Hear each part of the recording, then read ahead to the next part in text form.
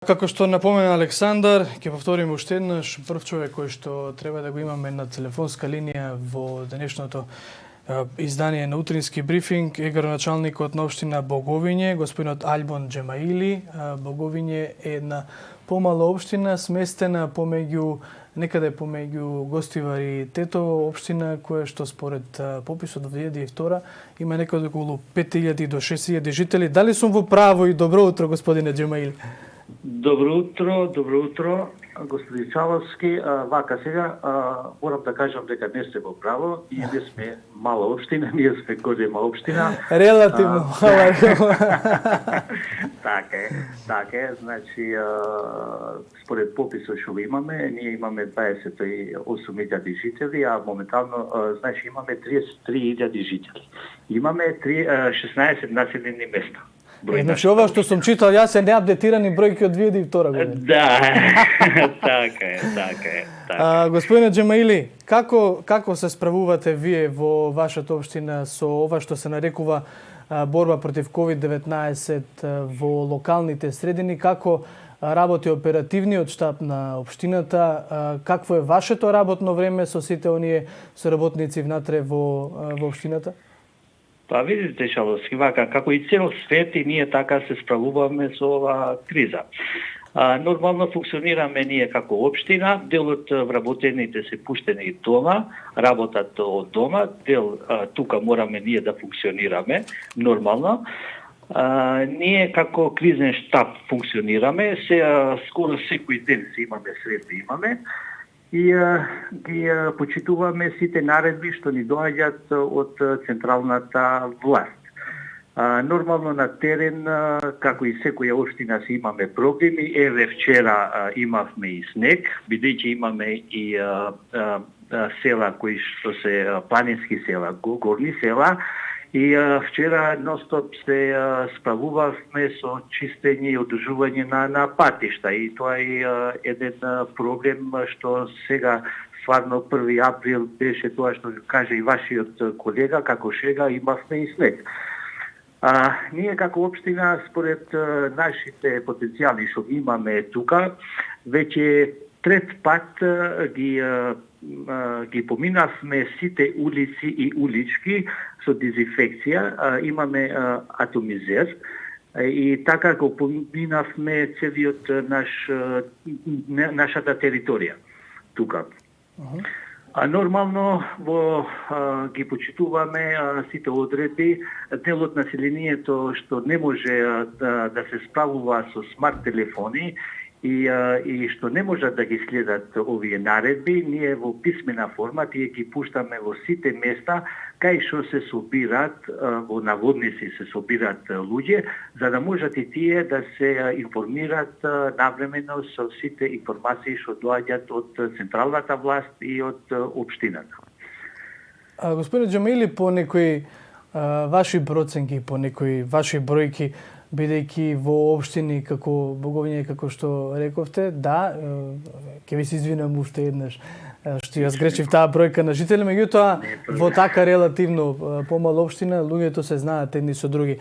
По она што вие го знаете од вашите жители, колку има луѓе кои што во изминатиот период можеби биле повратници од странство? Има ли луѓе кои што со решенија седат во карантин или се работи за луѓе кои што доброволно го прават?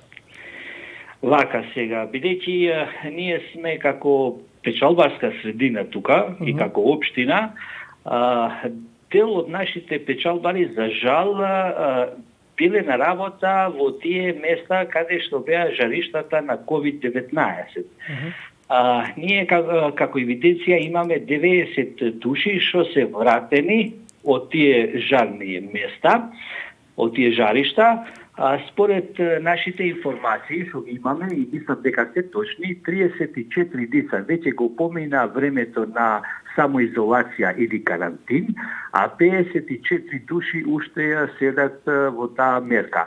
Нормално има и други луѓе што сами вршат самоизолација, а ова е многу проблем кај нас, бидејќи како што рековте вие, ние сме мала општина, рурална, и се знаеме меѓу себе, сите се знаеме, За жал, морам да потврдам дека во првите информации што ги имавме и как првите мерки што ги превзема владата, дел од овие луѓе кои биле вратени во своите места, бидејќи таму се затвараа сите нивни активности, овие не биле инвентирани воопшто во самата граница, во граничниот премин.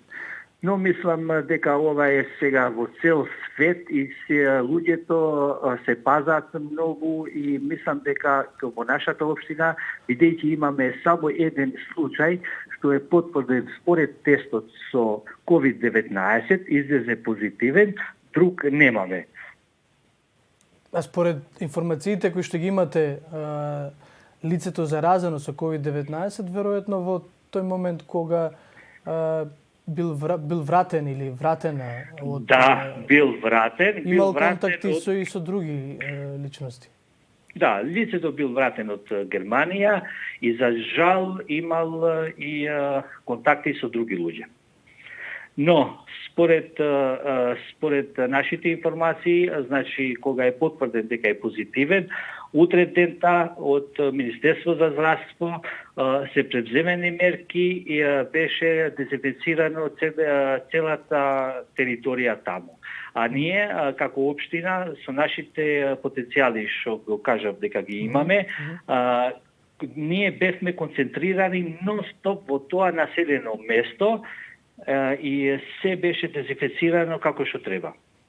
Општината работи со намален капацитет во моментов, а? Да, општината работи со одреден број луѓе, значи по сектор работиме по еден или по двајца, а другите се пуштени дома, тоа беше и препорака на централната власт нормално и тие си работат од дома.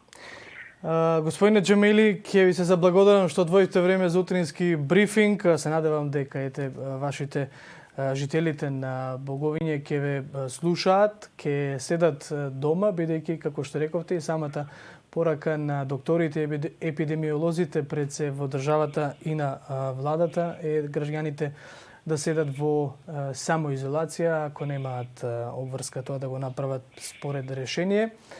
Ќе ви се заблагодарам уште еднаш. Чувајте се таму